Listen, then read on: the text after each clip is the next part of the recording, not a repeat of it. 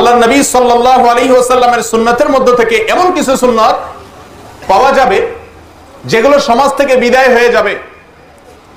কি আলেম কি জালেম, কি মুমিন আবেদ কি ফাসিক, কি ইমাম কি মুসল্লি, কি পুরুষ কি নারী, কি মাদ্রাসা কি স্কুল, সকল জায়গা থেকে এই সুন্নাতগুলো বিদায় হয়ে যাবে। কোনো জায়গায় নাই, সব জায়গা থেকে বিদায় হয়ে গেছে। এরকম কিছু সুন্নাত নবী করিম সাল্লাল্লাহু আলাইহি সাল্লামের আছে। এই সুন্নাতগুলোর মধ্য থেকে 4-5টি সুন্নাত আপনাদের সামনে ইনশাআল্লাহ আজকে আলোচনা করব।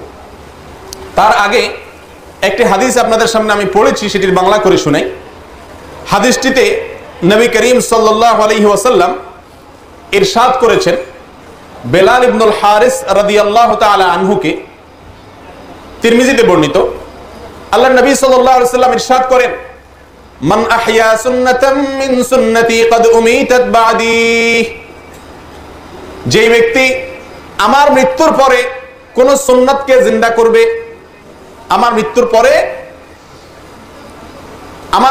পরে বিলুপ্ত হয়ে গেছে, মারা গেছে, হাদিসের ভাষা হলো ক্বাদ উমিতাত বাদি, আমার পরে মেরে ফেলা হয়েছে, এরকম কিছু সুন্নাত থাকবে আমার ইন্তেকালের পরে। সেরকম কিছু সুন্নাতকে যদি কেউ জিন্দা করে, কোন একটি সুন্নাতকে যদি কেউ জিন্দা করে, মান আহইয়া সুন্নাতাম মিন সুন্নতি ক্বাদ উমিতাত বাদি, আমার দুনিয়া থেকে বিদায়ের পরে সুন্নাত সমূহের মধ্য থেকে যে সুন্নাতগুলোকে মেরে ফেলা হয়েছে, উমিতাত, আমাতা ইউমিতু, ইমাতাতুন মানে মেরে ফেলা, আর মাতা ইয়ামিতু ইয়ামুতু মাউতান মানে মরে যাওয়া। সুন্নাত মরে যায় নাই, সুন্নাতকে মেরে ফেলা হয়েছে। মানে কি ভাই? একটা সুন্নাত মরে গেছে আর একটাকে মেরে ফেলা হয়েছে, মানে কি? পার্থক্য কি? সমাজের মানুষেরা সেটার আলোচনা না করতে ওটাকে মেরে ফেলেছে। কথা বুঝে আসছে? মেরে ফেলার অর্থ হলো ওইটাকে বিলুপ্ত করে ফেলা হয়েছে। সমাজ থেকে ওই সুন্নাতের আলোচনা, ধ্যান, ধারণা, জ্ঞান, আলোচনা, আমল সবকিছু বিলুপ্ত হয়ে গেছে। এরকম সুন্নাতের মধ্য থেকে কেউ যদি আমার একটি সুন্নাতকে জিন্দা করে, কি করে? জিন্দা করে। ওই সুন্নাতটাকে যদি জীবিত করে, ওই সুন্নাতকে যদি পুনর্জীবিত করে, পুনরায় সমাজে যদি সেটাকে প্রতিষ্ঠা করে, সমাজে যদি সেটাকে পুনরায় চালু করে, ভাই নবী করিম সাল্লাল্লাহু আলাইহি সাল্লামের সুন্নাতকে, সমাজে বিলুপ্ত হওয়া সুন্নাতকে পুনর্জীবিত করা, পুনরায় সেটাকে চালু করার উপায় কি? কিভাবে করতে পারে বলেন তো, কিছু আইডিয়া? জি, এক নম্বর হলো নিজে কি করবে? ওই সুন্নাতের উপরে আমল শুরু করবে, এই নিয়তে যে আমি নিজে করছি, আমার দেখা দেখা যারা জানে না এই সুন্নাতটা সম্পর্কে তারাও আমল করবে। এক। দ্বিতীয়ত, ওই সুন্নাতের আলোচনা সব জায়গাতে সে বিস্তার করবে, প্রচার করবে, ফেরি করে বেড়াবে, সবাইকে বলে বেড়াবে যে দেখো ভাই, অমুক হাদিসে নবী করিম সাল্লাল্লাহু আলাইহি সাল্লাম এই সুন্নাতটি বলে গেছেন, বিদায় হয়ে গেছে, এটাকে পুনরায় জীবিত করো। অন্যদেরকে আহ্বান করবে, নিজে আমল করবে। এভাবে করে করে তার সকল চেষ্টা প্রচেষ্টাকে সে ব্যয় করে ওই মরা সুন্নাতটাকে সমাজে আবার খাড়া করার, জিন্দা করার চেষ্টা করবে। যদি এরকম কেউ করে, তার জন্য কি ওয়াদা? ফাইন্না লাহু মিনাল আজরি মিসলা মান আমিলা বিহা মিন গায়রি আন ইউনকাস মিন উজুরিহিম শাইআ। তো এই ব্যক্তি তার দেখা দেখা বা তার চেষ্টার কারণে যত মানুষ আমল করবে ওই সুন্নাতের উপরে, তাদের সবার সওয়াব যা তারা পাইতো সেটা তো তারা পাবেই পার্সোনালি। যেই বেচারা এই সুন্নাতটাকে প্রচার প্রতিষ্ঠা করার চেষ্টা করছে, যত মানুষ এর ভিতরে এটার প্রচলন হয়েছে, সমস্ত মানুষে যত আমল করেছে তার সমপরিমাণ সওয়াব এই ব্যক্তি পাবে যে সুন্নাতটাকে পুনরায় চালু করছে। আর এর বিপরীতটাও আছে, ওমান ইবতাদা বিদআতান দালালাতান লা তুরদিল্লাহ ওয়া রাসূলাহ। আর যে ব্যক্তি কোনো বিদআত চালু করবে, কোন গুমরাহ পথভ্রষ্ট করা বিদআতকে, যেটা ইসলামের নাই, এটাকে ইসলামের নাম দিয়ে চালু করবে সমাজে,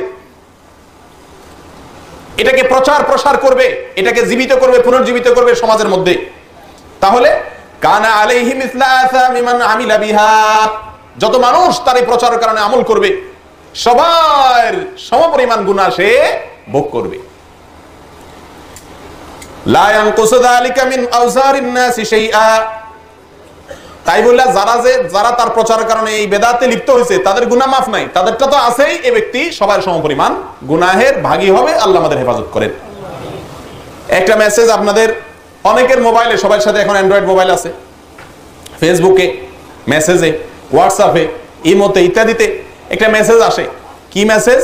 অনেক মেসেজ আসে। এর ভিতরে একটা আমার নজরে পড়ছে যে ভাই এই মেসেজটা যে মদিনা থেকে নবী করিম সাল্লাল্লাহু আলাইহি ওয়াসাল্লামকে স্বপ্নে দেখছে, উনি বলছেন এটা এটা করতে, এটা এটা করতে, হান হান করতে, টান টান করতে স্বপ্নে দেখছে। এই কথাটা যদি আপনি 10 জন মানুষের কাছে আজকে প্রচার করেন তাহলে এই কয়দিনের ভিতরে আপনি একটা সুসংবাদ পাইয়া যাবেন। আর যদি প্রচার না করছেন তো আপনার 14 গোষ্ঠী শেষ। এই জাতীয় একটা মেসেজ আপনারা দেখছেন নি? আচ্ছা, মিথ্যা, ইসলামের নামে মিথ্যা এবং ভুয়া একটা জিনিস প্রচার করছে। আমি অনেক ভালো ভালো মানুষ জানতাম, ভালো ধারণা ছিল, অনলাইনে পরিচয়, এরকম মানুষকেও দেখে এই মেসেজ পাঠায়।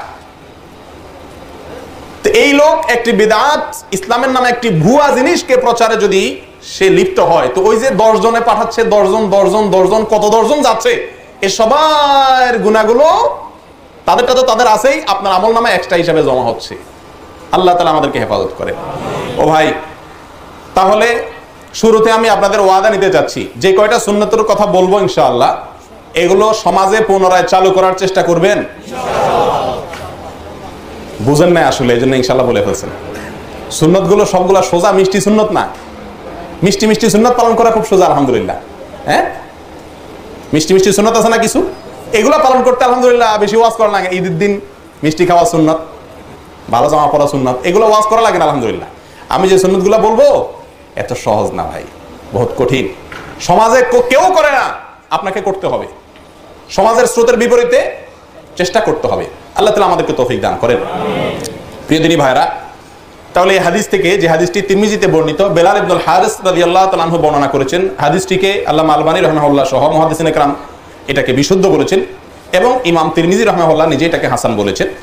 এই হাদিসটি থেকে আমরা বুঝলাম সুন্নাত জিন্দা করা। কি জিন্দা করা? সুন্নাত জিন্দা করা। আমরা বলি না বাংলাদেশ জিন্দাবাদ? বাংলাদেশ মানে কি? বাংলাদেশ জীবিত হোক, মরে না যাক, না বলেন?